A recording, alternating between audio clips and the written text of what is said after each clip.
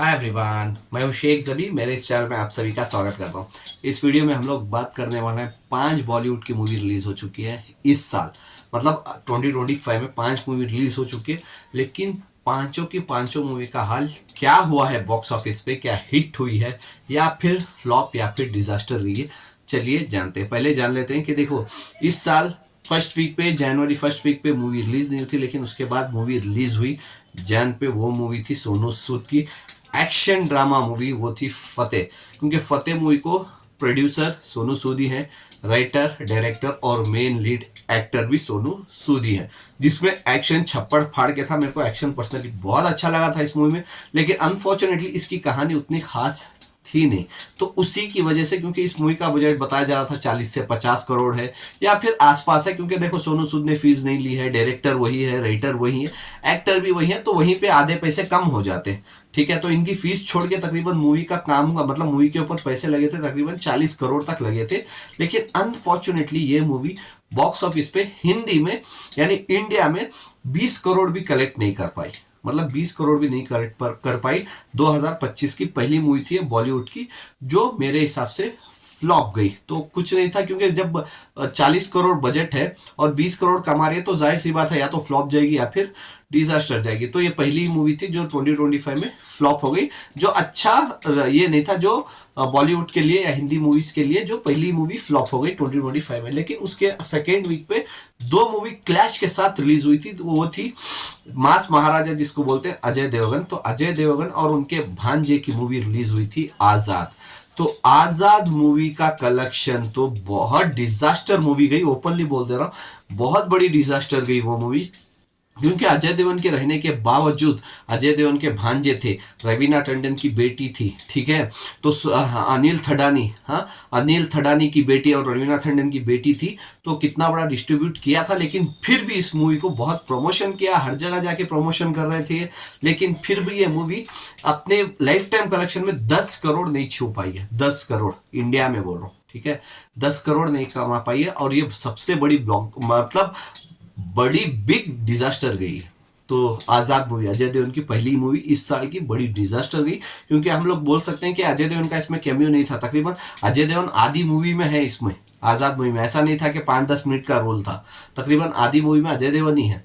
तो बड़ी डिजास्टर गई। तो उसके साथ साथ, आजाद के साथ साथ मूवी रिलीज हुई थी कंगना आंटी की मूवी, सॉरी, लेकिन कंगना की मूवी इमरजेंसी। तो इमरजेंसी मूवी रिलीज हुई थी, लेकिन इमरजेंसी का हाल तो इमरजेंसी को ही चला गया, आईसीयू को। क्योंकि वो इसका रीजन ये है, क्योंकि इसका भी बजट बताया जा रहा है तकरीबन 60 करोड़ के ऊपर का था। मतलब 60 करोड़ के ऊपर का इसका बजट था।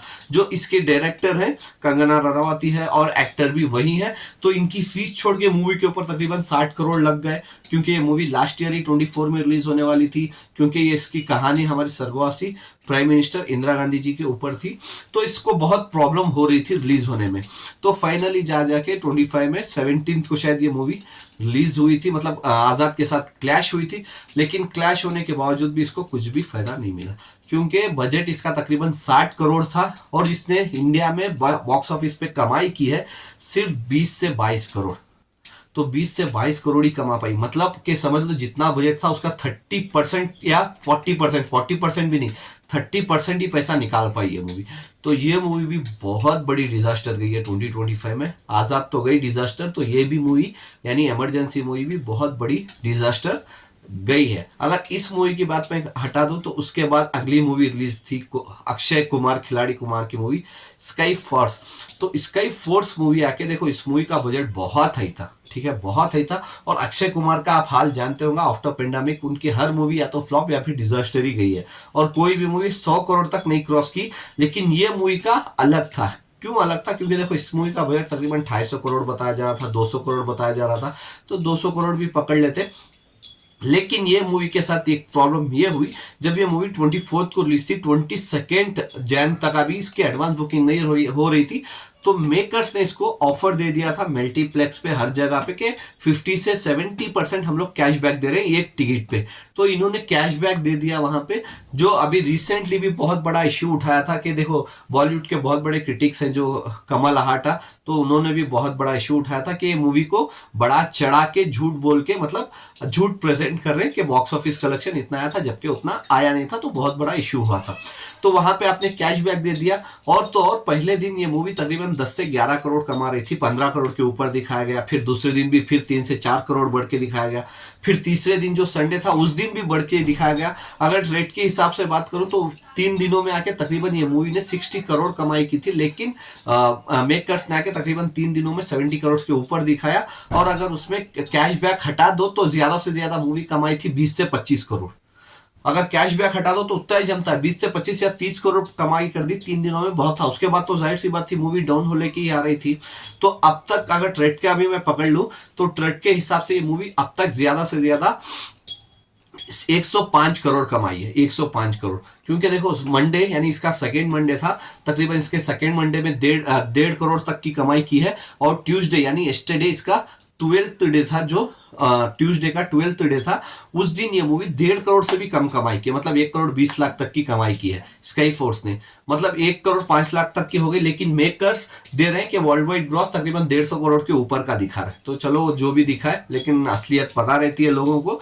तो अक्षय कुमार की ये मूवी भी, क्योंकि बजट 200 करोड़ के ऊपर का है, अगर मेकर्स का भी पकड़ ले, ठीक है, अगर जो मेकर्स दे रहे हैं वो भी अगर पकड़े तो वो भी वर्ल्ड वाइड 150 करोड़ दे रहे हैं। अगर वर्ल्ड वाइड के कलेक्शन के हिसाब से मूवी हिट डिक्लेयर नहीं होती है, क्योंकि इंडिया का कलेक्शन के ऊपर ही मूवी हिट डिक्लेयर होती है या फिर फ्लॉप डिक्लेयर होती है। अगर ये इंडिया का कलेक्शन मेकर्स का भी पकड़ लो ना तो ज्यादा से ज्यादा 125 करोड़ तक गई है, क्योंकि ट्रेड आके तकरीबन ट्रेड जो करते हैं तो वो लोग आके तकरीबन 105 करोड़ तक का दिखा रहे हैं, और ये लोग मेकर्स आके तकरीबन 125 करोड़ के ऊपर का कलेक्शन दिखा रहे हैं। लेकिन उस 125 करोड़ कमाने के बावजूद भी ये मूवी अभी तक फ्लॉप ही गई है, क्योंकि अभी आपको पता होगा कि नेक्स्ट वीक मूवीज रिलीज होने वाली हैं, तो इसके पास शोज ही नहीं बचेंगे उसके बाद जो ये 200 करोड़ क्रॉस करे और एक हिट साबित हो।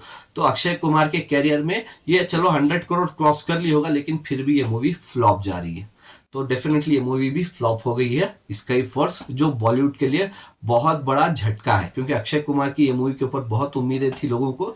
इस साल की 2025 की बड़ी मूवी थी, लेकिन वो भी फ्लॉप गई है। तो उसके बाद अगली मूवी की हम लोग बात कर लेते हैं, वो है कपूर यानी शाहिद कपूर की मूवी देवा, जो 31 जैन को रिलीज हुई थी। लेकिन वो मूवी का हाल भी बहुत बुरा है, क्योंकि उस मूवी का भी बजट तकरीबन 80 से 90 करोड़ बताया जा रहा है। इसमें मेन लीड एक्टर तो आपको पता होगा शाहिद कपूर और पूजा हेगड़े हैं, और एक ये मलयालम मूवी की रीमेक है। तो हल्का सा चेंज कर दिया है क्लाइमैक्स में, तो नॉर्मल चीज़ है, हर मूवी में वही करते हैं। तो जैसे लोगों को ज़्यादातर ये मूवी थोड़ी बहुत अच्छी लगी, बहुत सारे लोगों को, मेरे को भी पर्सनली शाहिद कपूर की एक्टिंग बहुत अच्छी लगी थी। आफ्टर कबीर सिंह बोल सकते हैं, या फिर कमीने बोल सकते हैं, या फिर हैदर मूवी, जो भी उन्होंने रोल किया था, तो उससे मूवी थोड़ा मेल खाती है, मतलब उनकी एक्टिंग मेल खाती है। लेकिन अच्छी लगी थी मेरे को, स्पेशली शाहिद कपूर की एक्टिंग। लेकिन अनफॉर्चुनेटली लोगों को उतना मूवी पसंद नहीं आई है, क्योंकि अभी ज़्यादातर अभी फिर ये फ्राइडे मूवीज रिलीज होने वाली है, क्योंकि इसका बजट जैसे मैंने बोला 80 से 90 करोड़ है, लेकिन ये मुश्किल से अभी तक 20 करोड़ के पार गई है। ठीक है, ये समझ सकते हैं कि 25 करोड़ क्रॉस की है। इंडिया नेट की बात कर रहा हूँ, वर्ल्ड वाइड ग्रॉस नहीं बोल रहा हूँ मैं, ठीक है।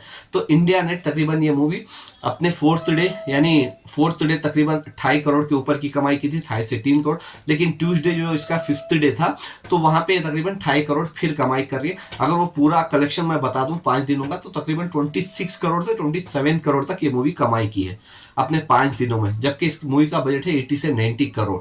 तो जब तक ये बजट रिकवरी नहीं करेगी तो जाहिर सी बात है मूवी फ्लॉप ही रहेगी। अभी आप सभी जानते होंगे कि 6 को यानी 6 तारीख को अजीत कुमार की मूवी रिलीज है, 7 तारीख को रिमेश रेशमिया और जुनैद खान की मूवी रिलीज है, तो इसके पास भी ज्यादातर शोज नहीं बचेंगे। तो देखते हैं, क्योंकि ये मूवी भी 80 करोड़ बजट पकड़ लो, तो ये मूवी कमाई की है अभी तक 27 करोड़। तो जाहिर सी बात है ये मूवी अभी तक ज़्यादा से ज़्यादा 25% या 30% ही रिकवरी कर पाई है। तो अभी देखते हैं कि मेरी नज़र में तो ये मूवी ऑलमोस्ट फ्लॉप हो चुकी है। मतलब 5 मूवी रिलीज हुई हैं बॉलीवुड की अब तक इस साल में, यानी 2025 में 5 मूवी या तो फ्लॉप गई या फिर डिजास्टर गई। तो देखते हैं कि कौन सी ऐसी मूवी आती है जो बॉलीवुड की 2025 में ब्लॉकबस्टर होके जाती है। तो आपके हिसाब से क्या लगता है, ये पांचों मूवी फ्लॉप होने का रीजन क्या है, या फिर कौन सी मूवी आगे ब्लॉकबस्टर होगी इस साल में, आप मेरे को कमेंट्स करके बता सकते हैं। Bye, take care.